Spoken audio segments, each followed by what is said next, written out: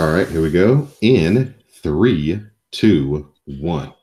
Hello, and welcome to Know the Score. I'm your host, Don Delarente, and I'm joined by my co host, the Libra icon, Dwayne. What's going on, Dwayne? Not too much. It's been a fun week so far. So let's World Series in swing. Football going on. Let's go. All right, just to let you know the score can be found on the CSPN. You can find us on the web at www.cspn.us. So, Dwayne, the World Series is here upon us. Last week Hmm. we were joined by Nabias. We were, thankful for him to come on, talk some baseball with us. And Absolutely. the World Series showdown of the Dodgers and the Red Sox is here. The one that the Major League Baseball was clamoring for. They got their marquee matchup. Two glamour destinations as far as the baseball world goes. They know they're going to have sellouts, great television ratings as well. Hmm. The Boston Red Sox have held home field advantage and they lead the series 2-0 after an 8-4 victory in game one and a 4-2 victory in game two behind David Price. Look out, he's won two playoff games in a row. So Yes, he has. the Red Sox using timely hitting. They got a pinch hit homer in the first game to break that one open. And then my man Dave Martinez. No, that's not Dave Martinez. That's the manager of the Nationals. Martinez that played for the Astros. JD. JD Martinez, right? He came up big in game two to provide the go ahead runs there. So I don't know if you got a chance to really dive in deep and watch these games all the way through, but it seems like the Dodgers, have wasted pretty good starting pitching here. They had Kershaw going against Sale. They got behind 2-0 really fast, but then they tied it up at 2-2, and they were in a game there for a minute. But then, like you said, the pinch hit homer broke it open, and then Yeah. game two, David Price was really good. That they got two, but I mean, he was really good. So, your thoughts on just the two games so far, and then with the scene shifting over to LA, are the Dodgers in trouble of getting swept, or do you think they bounce back here in game three? Well, I think the Dodgers need. That's the best thing for the Dodgers right now is the fact that they're going home, and it is a 0-2 deficit. But the Red Sox have just been a juggernaut all season long. They've been. This is a team that won 108 games, and I think this is a team that is ready for anything. And I also I think though with the whole timely hitting is really that's what it really been boiling down to. Getting those timely hits, getting those moments where they have a chance to bust the game wide open. They definitely did that in game one. And David Price, I mean, much maligned throughout his career. I mean, he hasn't shown up in October. We've seen what's happened to him in October, but he's put up the last two starts in the ALCS and the World Series. He has come up big when the lights have been on bright, and I'm really impressed by that. But now, you know, the the Red Sox are a great road team. The Dodgers are back at home. And I see them getting at least maybe two. I want to say the series ends at Fenway. It would not surprise me though if the Red Sox take it in a sweep or five games, but I think the Dodgers can bounce back. They can get two out of three, especially if they start Walker Buehler the next two games. He's been lights out. I think he's got the stuff to keep the Dodgers alive, especially for a rookie at 21. He's got ice water in his veins, so it's going to be very interesting to see what happens in this next uh, few games here at Dodger Stadium. I want to say three at Dodger Stadium, so because it's a 2-3-2. So we'll just have to see what happens and go from there. Yeah, hopefully. hopefully, if all they have to do is just get one. Once they get one win at home, get the good mojo going, they'll at least get an extra game back in Boston to try to do something.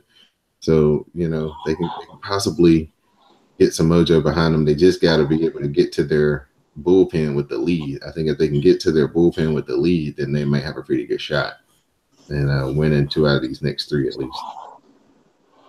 So be on the lookout for that. And like I said, if you're a big fan of the World Series or playoff baseball, don't turn the TV off before the sixth inning because the game doesn't really start until like the sixth, seventh, eighth, ninth inning. That's when all the excitement usually starts to happen.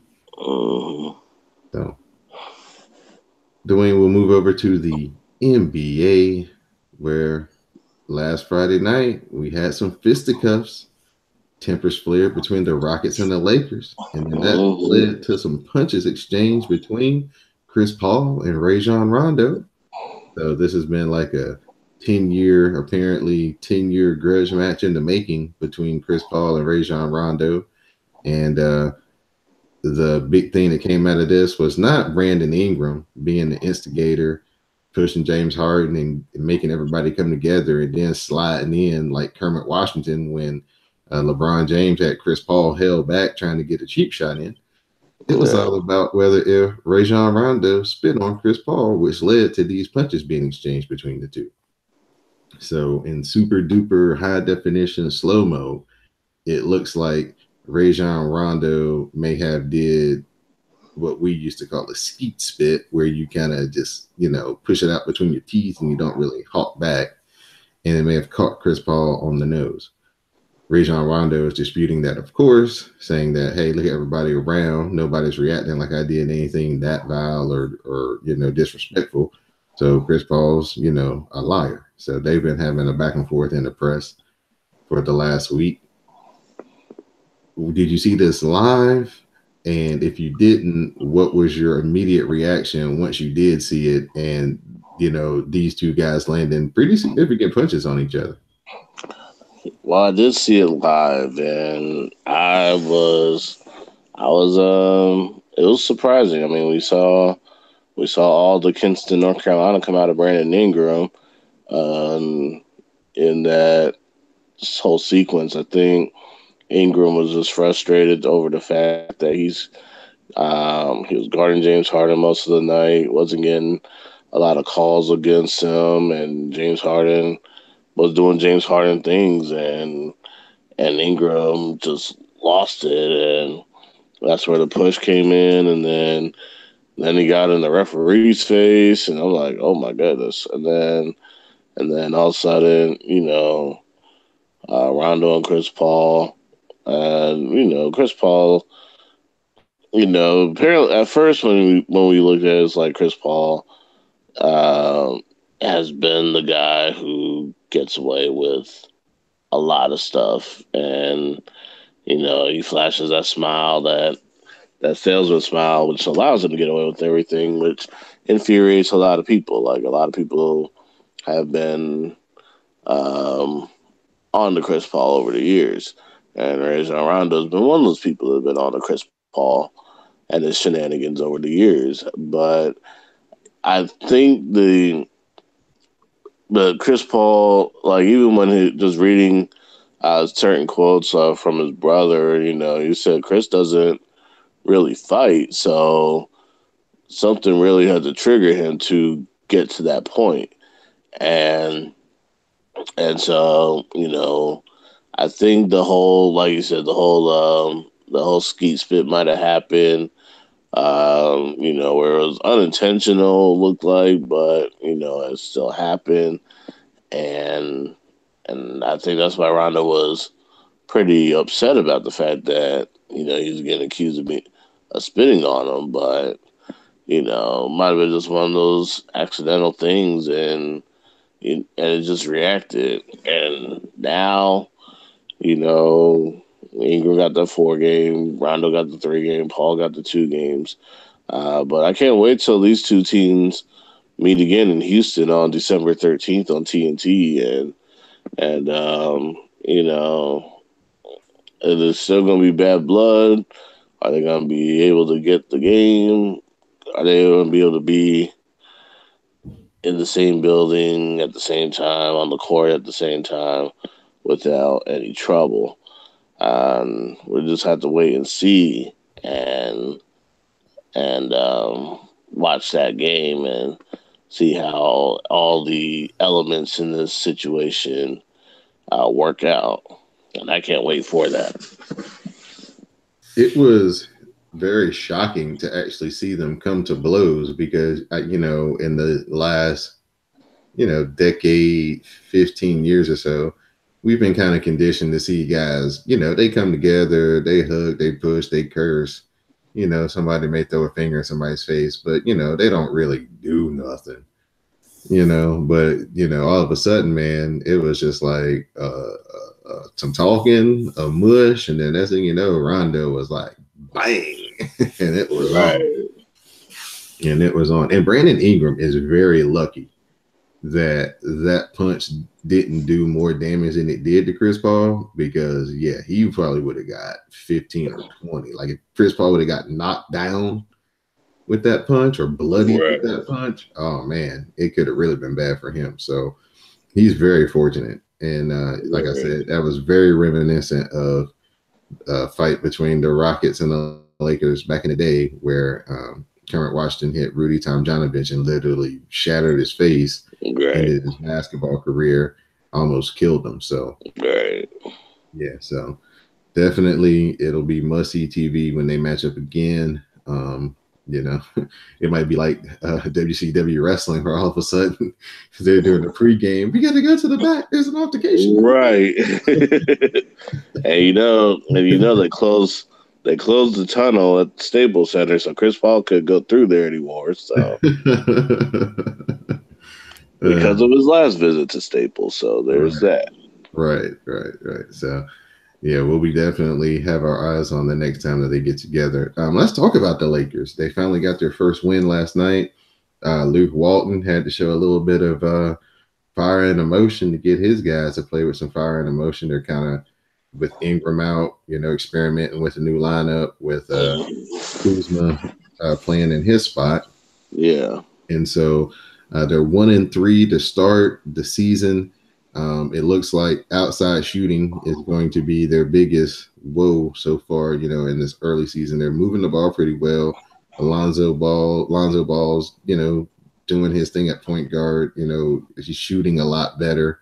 At least his form looks a lot better. But they're not consistent as far as, their starters hitting three-pointers around LeBron. Josh Hart's played pretty well off the bench. A lot of people are calling for him to start. But Caldwell Pope is still holding that position down. So what do you see so far? I know it's only 4 games, a very small sample size for this Lakers team, but do you agree with me at kind of, my assessment of the holes that they've got in this first part of the season? Well, I do see a lot of holes, but I do see a lot of potential, a lot of great things that are coming out from this team. I mean, they did have a tough opener on the road. On the road, it wasn't really the fact that Portland's had their number. I mean, this is before LeBron joined the team, but Portland got a lot of help from Nick Stauskas in that opener with those 7 threes that he had. I think nobody was expecting that to happen. And along with McCollum and Lillard, of course, the usual suspects. And Portland got that opening night win. I think that was just the unexpected performance of Stauskas, because that game was back and forth. It was very close to start out with. Watching that, and then watching the Rockets game again. It was, they were in the game again, but it's going to take time to gel, and seeing that happen with James Harden really taking over, showing why he was the MVP of last season and taking over on the big stage. And of course, you had the brawl that kind of took the wind out the sails towards the end of the game. And then the Spurs game on Saturday where it went to overtime, high scoring game. It was like 143, 142 in overtime. LeBron had a good shot at the end. And, that's where the outside shooting, where I agree with, they're going to have to do a lot of work on that outside shooting. Um, and then even with the Suns matchup, I mean, they were 10 and 28 from downtown, 35%. And Josh Hart actually started this game, coming out with 15 points. KCP had 14. He had more minutes out of the two, but he had 14 points. Lance Stevenson was really the key man in the Suns game. He had 23, 8, and 8. And then LeBron, of course, 19, 10, and 7, or 19, 7, and 10. And so the wealth is being spread between these guys, and of course, they beat the young Suns here, so um, really not much to say about that. Um, even though DeAndre Ayton had a great game in that game, 22 and 11, and 3 blocks, but I like the fact that it's going to take time, and getting that first win, getting that monkey off your back now, and you can move forward. And they're actually back at home tonight because the undefeated Nuggets are coming to town. One of 5 unbeaten teams left in the NBA. Yeah, that's what we're going to talk about next. As we have Toronto pacing the East, they're 5-0, followed closely by Milwaukee, who's 4-0, and Detroit, they're 3-0, coming off a 50-point effort by Blake Griffin to defeat the 76ers. And then we, like you mentioned, we have Denver at 4-0, and the Pelicans at 3-0, and the Warriors are at 4-1. So early season here, most teams have played about 5 games total throughout the league. Your biggest surprise and maybe your biggest disappointment so far out of this first week or so, week and a half of NBA play?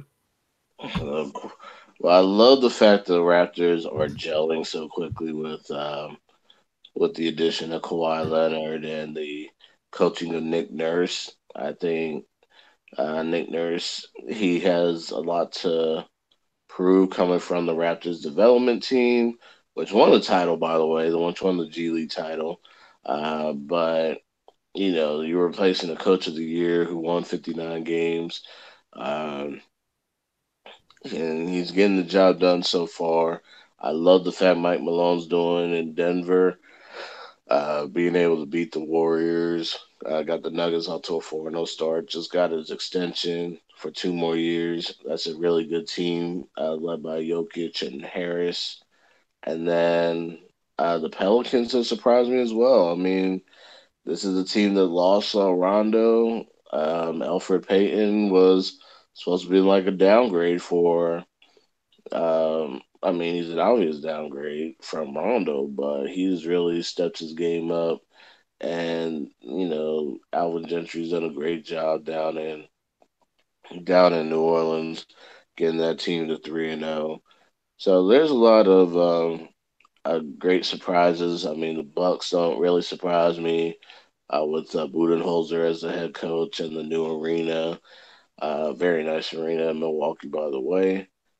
And the biggest disappointment right now, I would say that I would say right now it would be I would say the Celtics. I mean, the Celtics are 2-2, and they lost to the Orlando Magic at home. On top of that, and those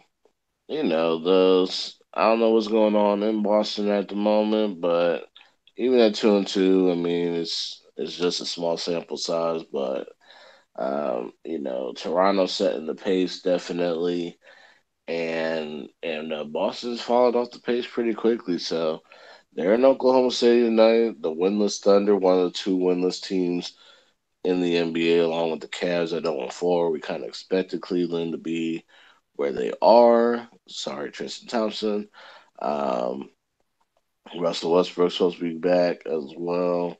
If he's not back already, I think he's back already, but he's definitely going to be playing tonight, and so we just have to see how the rest of the games fall as they go because um, right now Boston's just a little off the pace, and everybody's got them pegged to face Golden State in the finals already. But with Toronto, the way they're going, and Milwaukee, the way they're going, they got some work to do.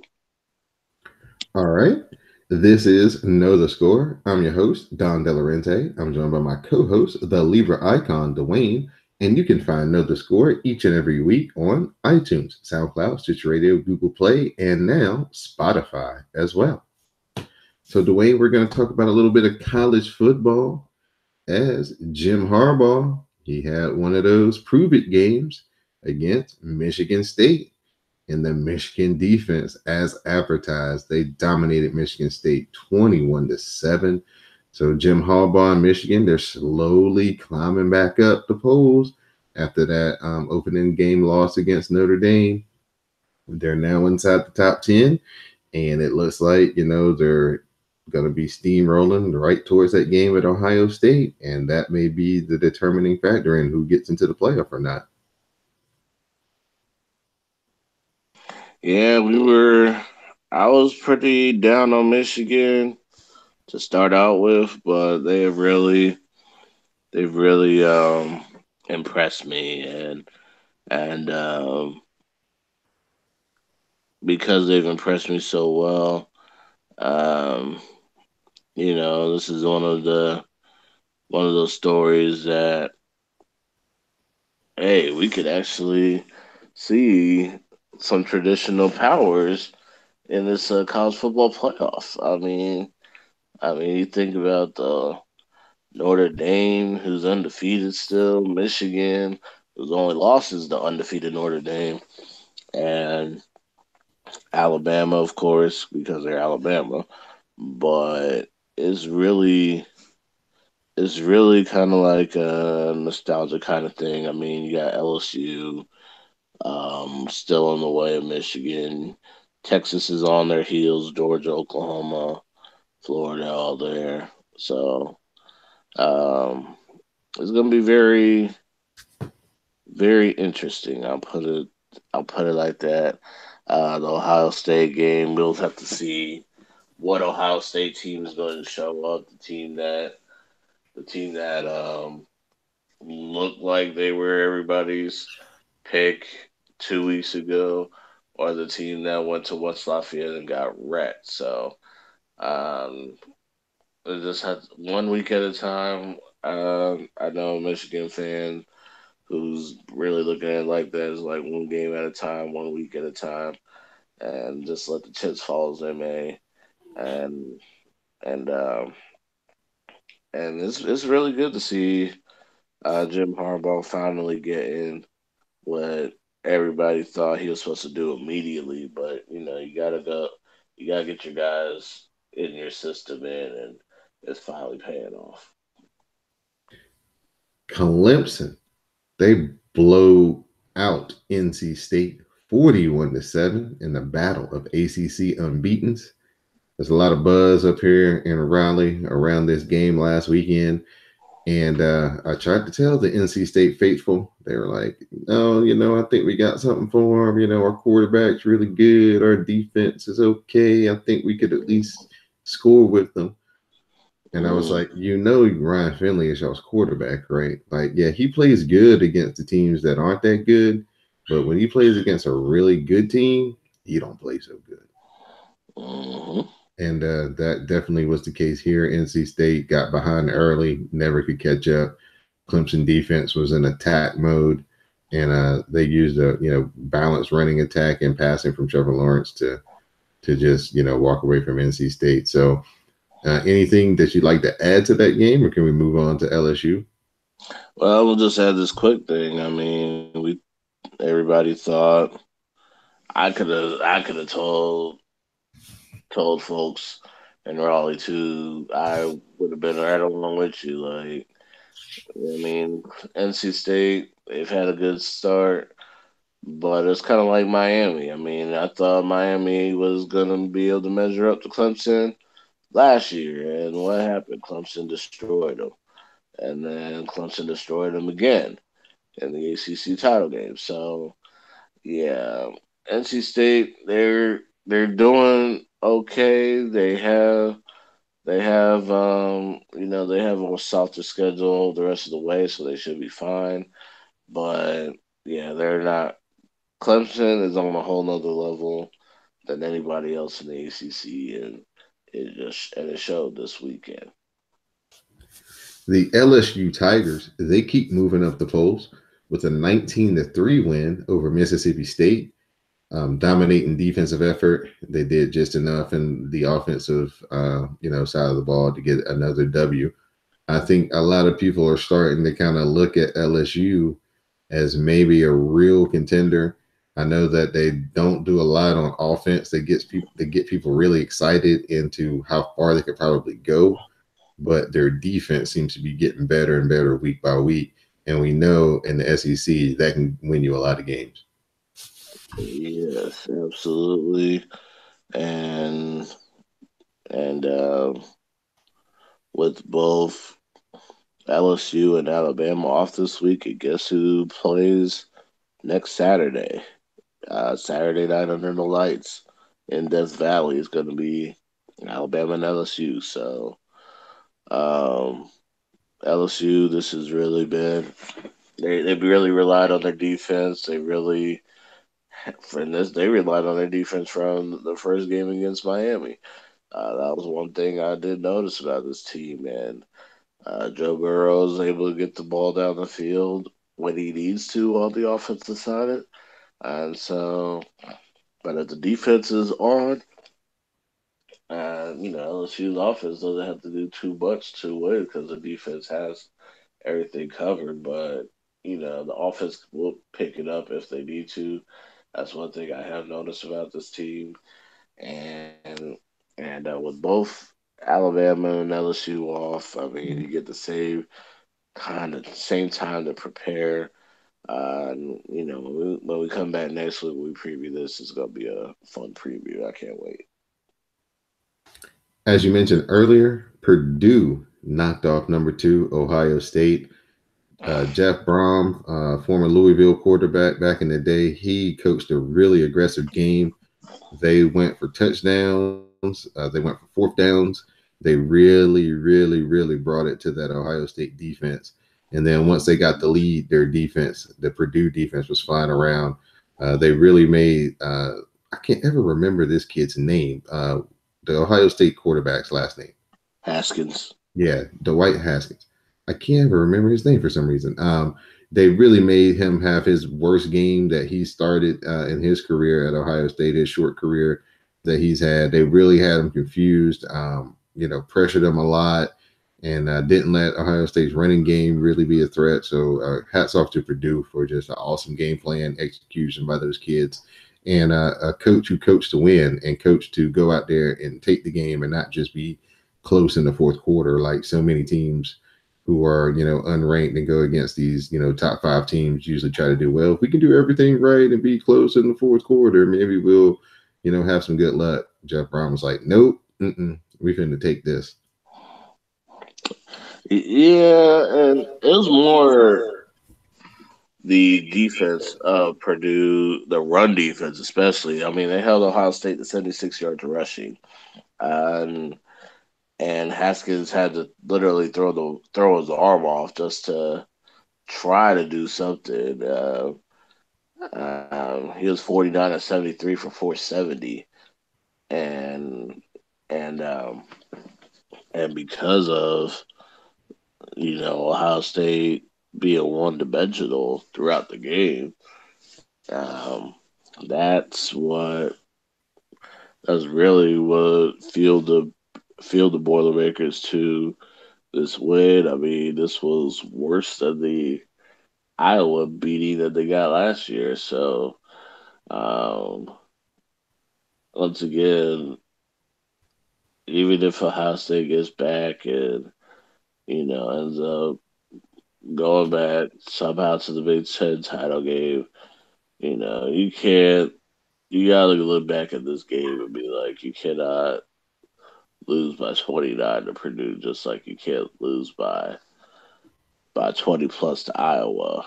A bad Iowa team that year. So great, great game from Purdue. Great game plan. They they brought it to Ohio State, and I think they got exactly what they they deserved, and that was a W. So hats off to them. And our last matchup that we'll talk about from last week will be the Washington State Cougars. They defeated Oregon 34-20. I don't think anybody was surprised that Washington State scored 34 points, but I think a lot of people were surprised that they held Oregon to only 20. So Mike Leach has got some things rolling out there in Washington State. They're slowly moving towards the top 10. They've got a big game next week that we're going to talk about coming up next, but I don't know if you got a chance to watch this. I stayed up a little late and I had to tap out right at the beginning of the fourth quarter. But Washington State's defense was really playing well. They were, and what I liked about this this team is the fact that they cover they cover up holes very very well, and they don't allow anything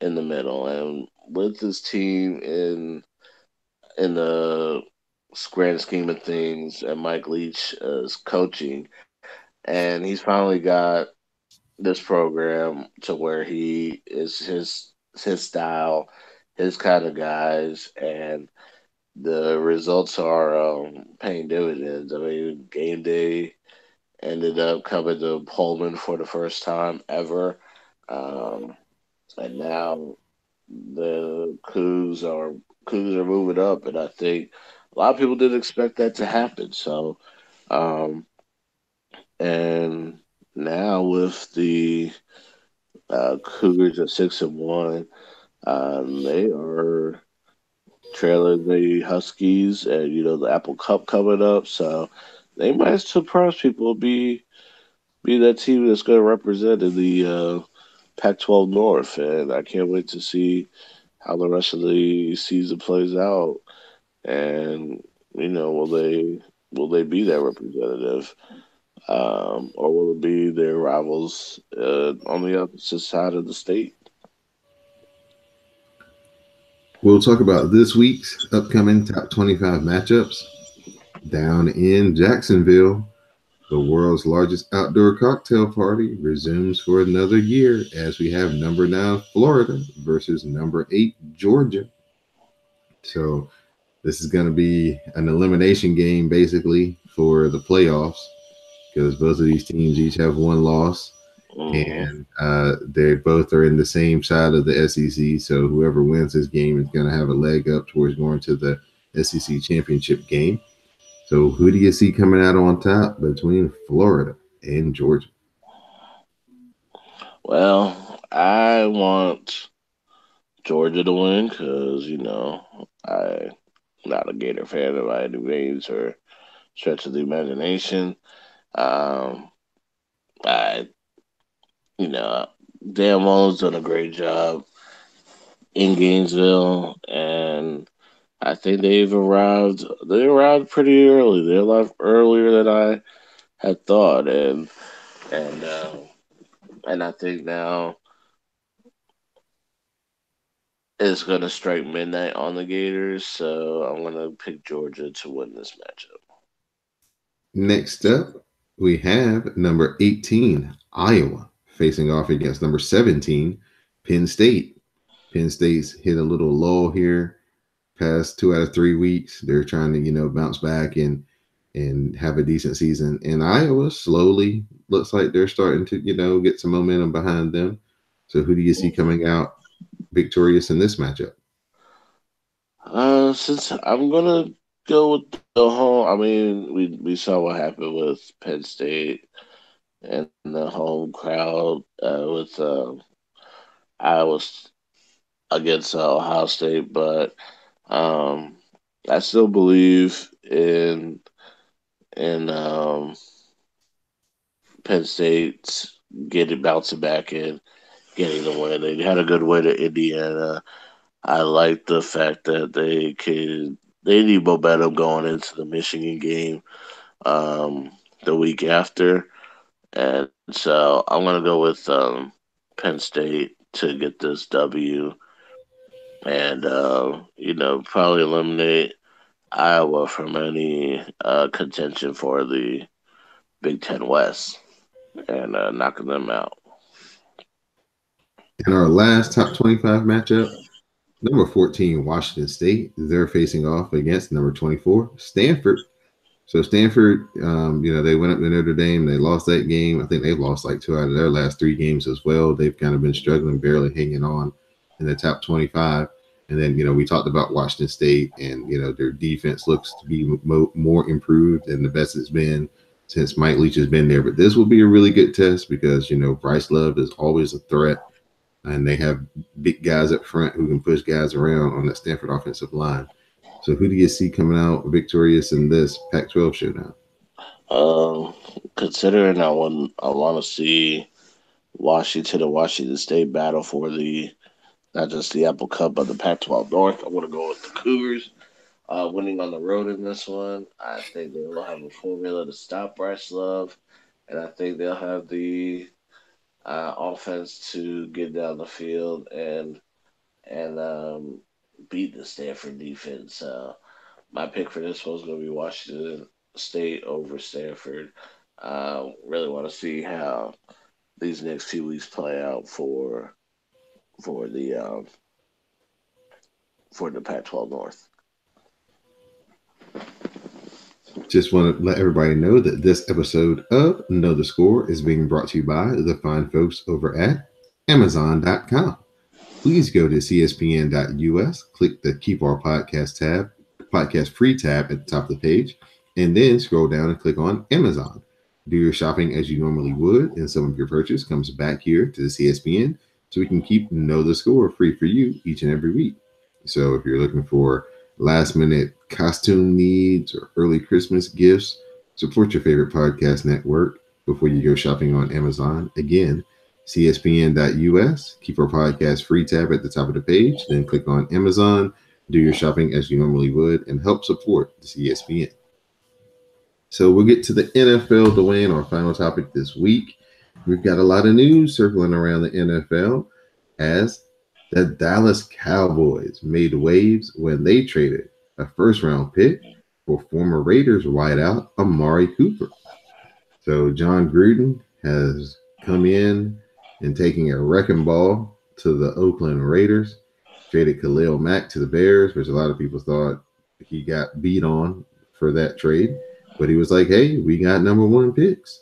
Then he turns around. He's been disgruntled with Amari Cooper in his performance the last 2 seasons before he got there and so far this year. And so now he shipped Amari Cooper out to the Cowboys, who a lot of people were like, wow, that's pretty pricey that the Cowboys would give up a first-round pick for a guy that probably, the market would probably bear out for a third-round pick or a second-round pick. So what kind of impact will Amari Cooper have on these Dallas Cowboys?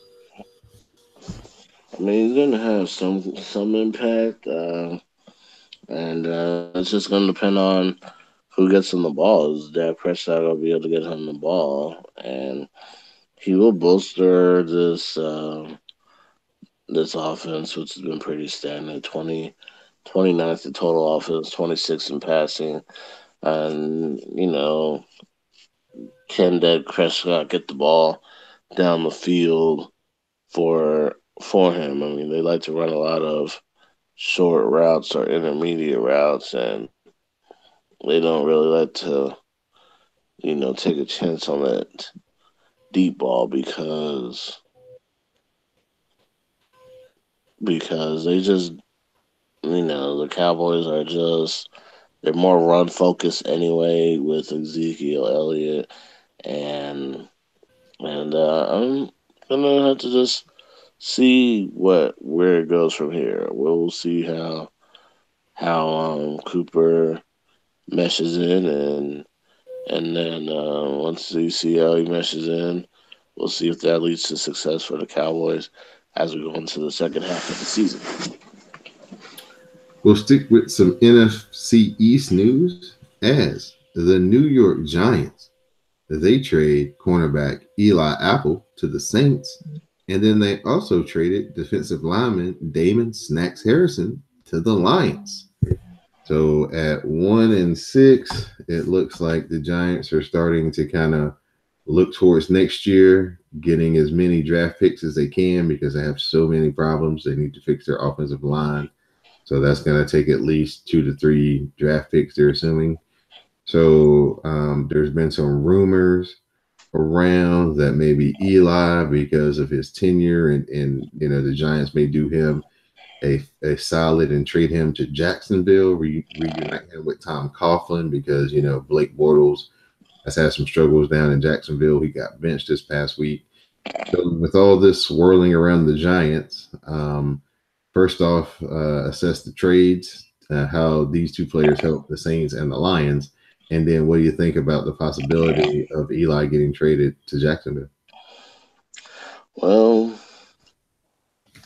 the Giants have been 4-20 since that infamous boat picture, and I think for Eli Apple, it's a good start for him. Going to a great organization that's with one of the best teams in the NFL and the Saints. He's definitely going to improve the secondary, make an immediate impact down there, much like the Panthers did with their secondary when they signed Eric Reed. Um, and then, of course, trading another defensive line stud for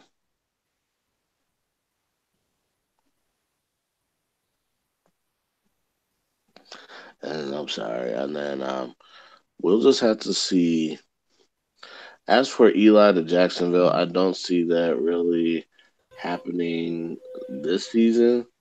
Um, I mean, you do have a situation where quarterback play is not really all that great.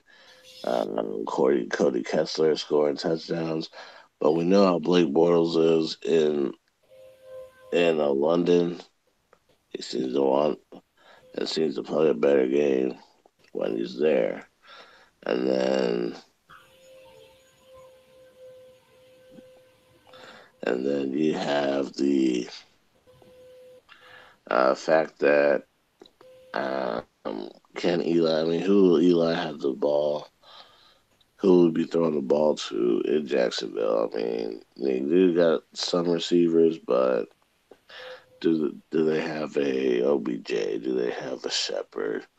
No, they do not. So it could be reading maybe after the season is over with.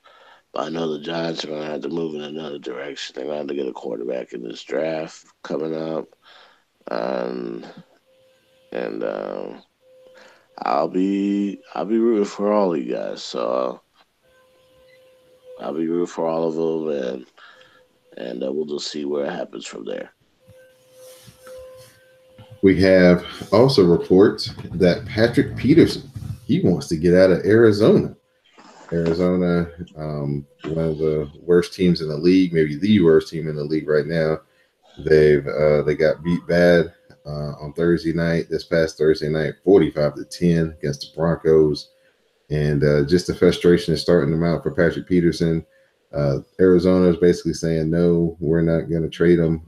We're going to, improve around him and make him still be, focal point of our defense and, the face of our franchise.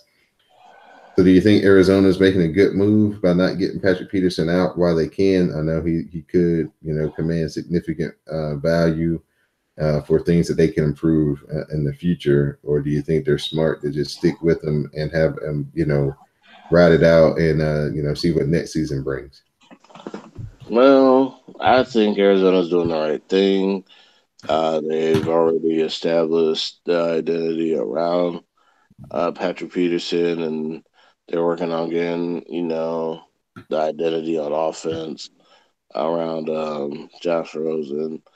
There's growing pains for the young quarterback, and And it is hard to see a team that, like, 3 years ago was in the NFC Championship game and fall so hard to where they are now. And as for as for other things in the in terms of the Peterson situation, Peterson did put a statement out saying that, even though he's been frustrated with the season, he's focused on being part of the solution and turning things around. So, reports may have said he wanted out, but he made a statement that he posted to his Twitter account saying that he intends to be a Cardinal for the years to come. Continue to give his all to this organization and the fans. So, I think this was a smoke and mirrors.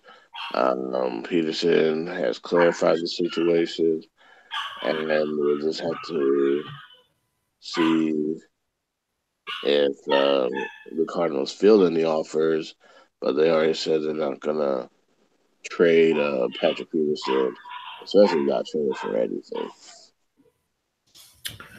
So we'll talk about some of the games from last week as the New England Patriots went up to Chicago and they survived a Hail Mary catch and not quite a stretch into the end zone by Kevin White to win 38-31. This game was really strange because Mitchell Trubisky's passing numbers weren't really that good, but he made a lot of good runs and key throws in this game for them to keep pace with the Patriots. They were actually leading the Patriots by 10 points, and then the Patriots came down and back-to-back touchdowns. Got a kickoff return. Bears went 3 and out. Then they came back down and got a long touchdown drive to kind of take control of the game. And then the Bears, with that long Hail Mary there, came up just short, lose by a touchdown. So assess this game from the Bears standpoint. We know what the Patriots are. They've scored over 38 points the last 5 games now, so they seem to be back on track. But how much did the Bears impress you in this game by being able to keep up?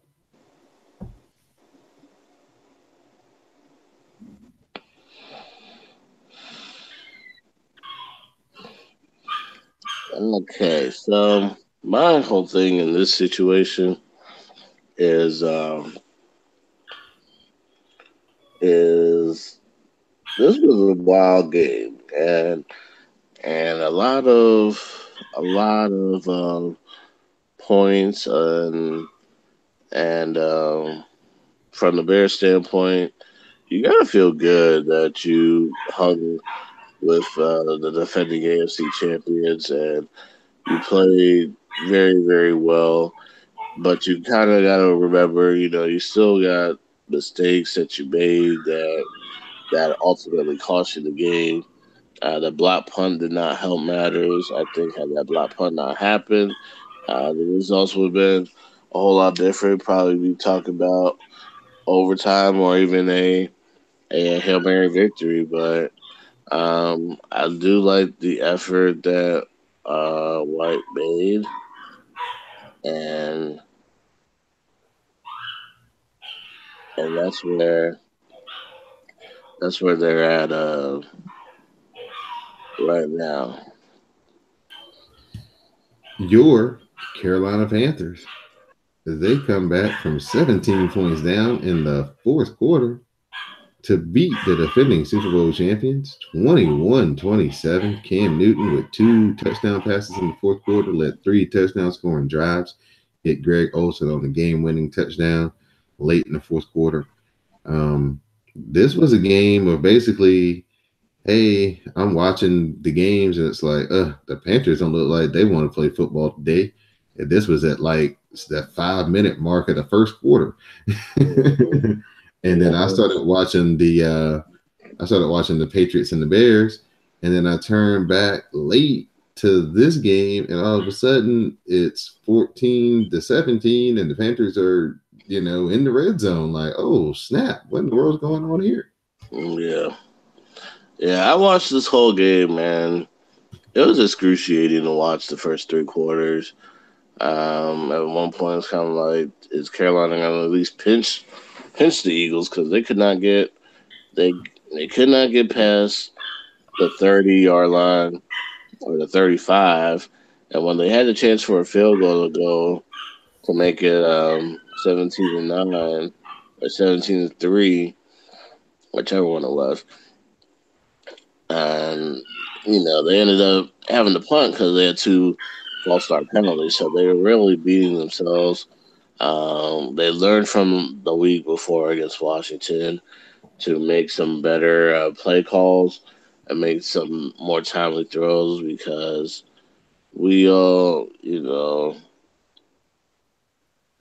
we all know what happened. I mean, they had three shots against Washington inside the 20, and one of those passes to McCaffrey was missed because McCaffrey had the linebacker beat on the wheel route, and then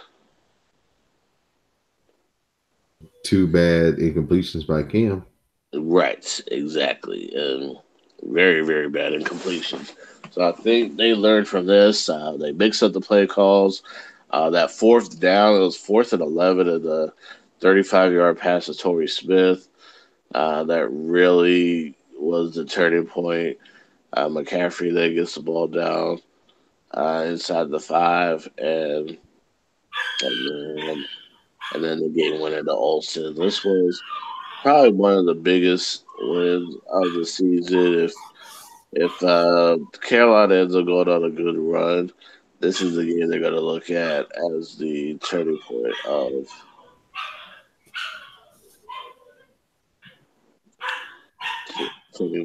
turning point month of the season.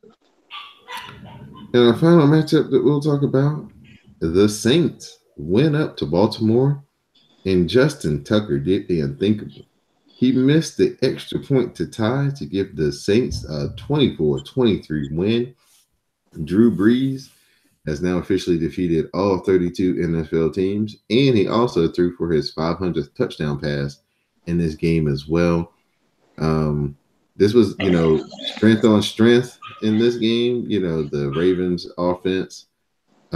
defense, against the Saints offense was the marquee, thing that everybody was looking for in this game. And it turned out to be a really good game. The Saints battled back, got a touchdown late. Then the Ravens come back, got to get a touchdown even later. And like we said, Justin Tucker misses his first extra point in his career. And he looked like somebody played a joke on him. He just could not believe he missed that kick. Yeah. This was. I'm trying to find the words for this here situation. Justin Tucker's been automatic, and I was like, you had one job. All you had to do, I mean, you were 222 for 222, and I think he was horrified. I mean, his picture said it all, and and the Saints escaped. I mean, that's got to be one of the luckiest teams in football right now. Um, they got the W, and it's going to be very, very interesting to see where they place at the end of the season. So, hats off to the Saints. They go on the next week and try to maintain that division lead in the NFC South over the Panthers. But everybody in the NFC South, I mean, it still has a good shot. So it's not nobody's out of the woods. They have to find ways to keep winning and moving forward. So we'll talk about the marquee matchups for this upcoming week of NFL action.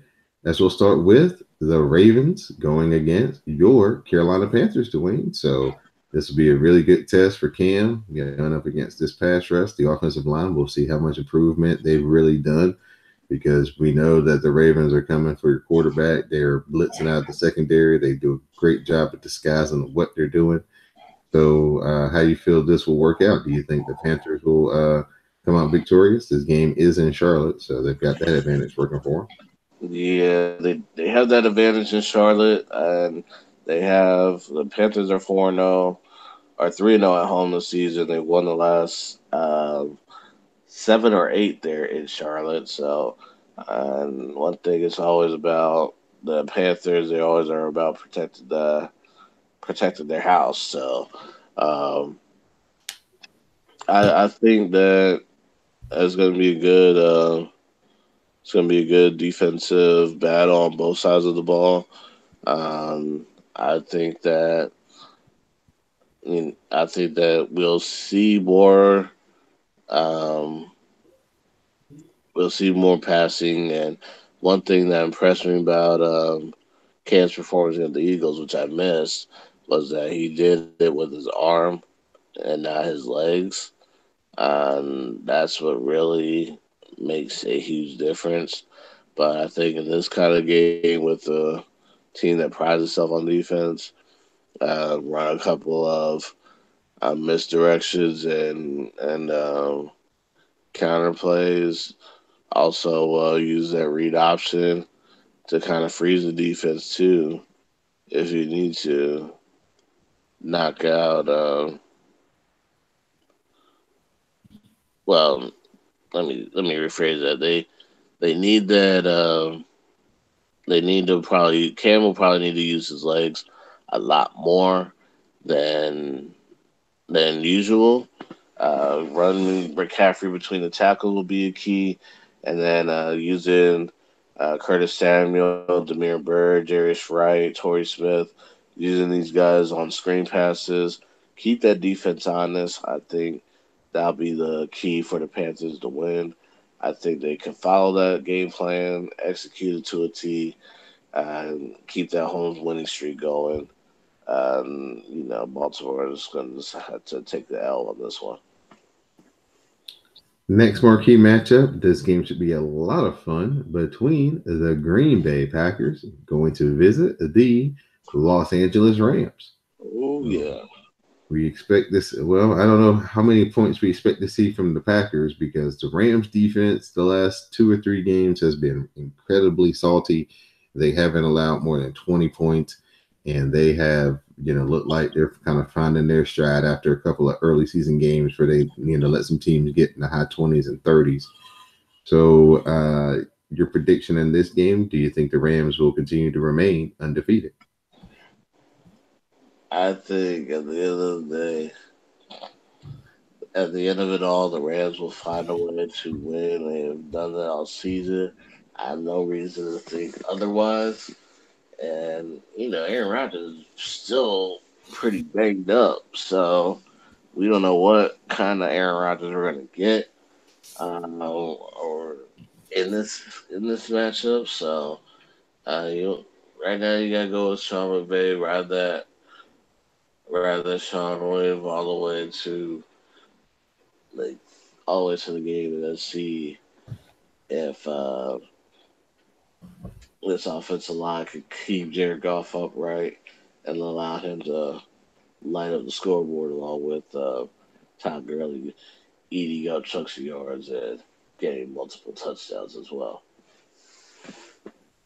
And our last marquee matchup of the weekend, we will have the New Orleans Saints traveling up to Minnesota to take on the Vikings. So the great divisional game that these two teams played last year that came down to basically a missed tackle and a walk off touchdown for the Vikings to get them into the NFC Championship game. Different quarterback for the Vikings in Kirk Cousins this year. Different defense for the Vikings as well. They've been kind of struggling here early in the season. Saints looks like they're starting to work Ingram back into the mix now. This will be his third game back from suspension. Defense looks like that they're starting to figure it out, getting a lot of pressure on the quarterback in key times. So your winner between the Saints and the Vikings. All right, so my winner between the Saints and Vikings, since this is going to be indoors, I think the Saints find a way to extract revenge from the divisional playoff game against the Vikings. They ended up doing what they needed to do in order to get this W. So my pick for this one is going to be the Saints, only because improved defense, better quarterback play, and the fact that they are comfortable in an indoor facility speaks volumes. All right, so we'll be looking forward to these this week's games, NFL, college as well. College basketball is getting ready to crank up here in another week or so, so we'll start talking about that. The poll just came out. We've got your Kansas Jayhawks, Dwayne. They get the bullseye on them first. Is their number one to start the season. So Yes. we'll see how that plays out, and we'll be back with some college basketball talk. And once that season gets a little bit closer to starting. So at this point, Dwayne, I want to turn it over to you for your final thoughts and shout outs and thank yous. Shout out to all the hosts and all the listeners at CSPN. Thank you for listening to Know the Score. I greatly appreciate it. My final thought will have to be about it's more going to be towards the wrestling world and you know uh, Roman Reigns, Joe Anoa'i. Uh, he was also a former defensive lineman at Georgia Tech, so it does kind of tie into sports. But he had he had his leukemia returned after being in remission for 11 years, and he had to relinquish his WWE Universal Championship. I'm saying this only because this is a very tough situation. The outpouring support, not from just Georgia Tech, his old teammates, the current AD, all the fans, Georgia Tech Nation. And it's really just a great thing to see all that support. Even as a fan, I was stunned by the news. That was something I wasn't expecting, and just to see somebody that's worked really hard, then to have a setback like this, but it's only gonna make him stronger when he comes back and he beats this. So good luck to Joe and F cancer, man, for real. Yeah, it's a tough time for the whole NOI family. If you're familiar with wrestling and the Wild Samoans, Samu of the Head Shrinkers is also dealing with his own battle with cancer. So a lot of love and support going out to the NOI family of professional wrestling, and hopefully those two guys can pull through. And yeah, like you said, Roman can come back to the ring and continue his career. Promising young guy who has a lot of respect from everybody in the locker room, considered one of the locker room leaders and one of the guys that they follow his lead in WWE. So it's a big loss for them internally and for all the fans and everybody as well. So good luck to him in his battle, and we look forward to seeing him coming back on our TVs real soon. Right. My final thought of the week will be with the Washington football team. Though they try as they might, they have won 2 in a row. They have gotten some good luck, some good fortune. They haven't been playing the kind of offensive football that we've gotten used to the past couple of years with the old quarterback that we had, but we picked up an old running back, and he's showing us that he's still got some gas left in Adrian Peterson, and he's really been the catalyst to our 4 wins this year. Like I told you last week on the show when I was previewing the matchup, if you saw Adrian Peterson more on the field than you did Zeke, then that was a good sign for the Washington football team. Right. Adrian Peterson had 99 yards rushing. I think Zeke had around 33 to 35. So just a big ups to the Washington football team. Big up to their front office. because they went out and they drafted Deron Payne, and that showed me that they were very serious about, improving on the defensive side, improving their defensive line to get better and not go for another offensive piece or something that, a running back before we got somebody on the defensive line. So Deron Payne, Jonathan Allen, Matt Ioannidis, and the linebacking core have really transformed the running defense. We haven't allowed anybody to have an individual running back to get over 70 yards yet this season. So that's a big reason for the improvement of the Washington football team. Alex Smith is still a work in progress. Hopefully he can, him and Jay Gruden can work some things out and he can become comfortable and we can start moving the ball through the air as well as we've been moving it through the ground to get some balance. And we can maybe spare Adrian Peterson some of these carries once we get Chris Thompson back. But really impressed. This is their trap game. They've won 2 in a row. Now they go up against a listless, lifeless Giants team who've traded away 2 starters on defense.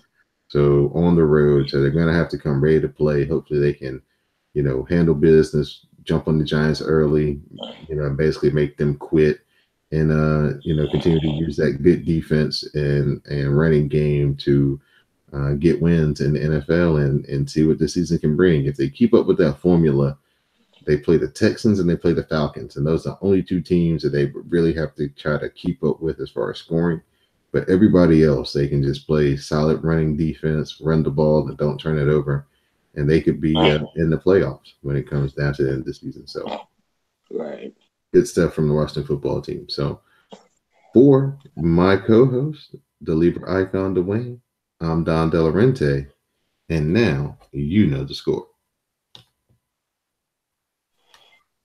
All right, my man. I appreciate you.